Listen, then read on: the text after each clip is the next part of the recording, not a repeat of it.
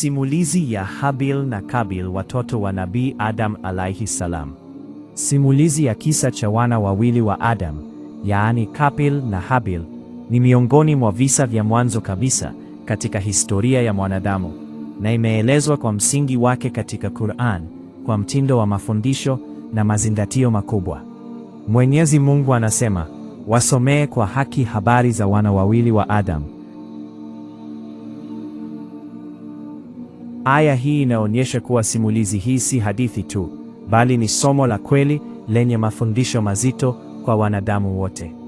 Inasimuliwa kuwa Kabil na Habil walikuwa watoto wa kwanza wa Adam, na katika zama zao kulikuwa na utaratibu maalum wa ndoa uliowekwa ili kuendeleza kizazi cha mwanadamu. Inasemekana Kabil alitaka kumuoa dada aliyekuwa amezaliwa pamoja naye, ambaye alikuwa mzuri zaidi, lakini kwa mujibu wa sheria ya wakati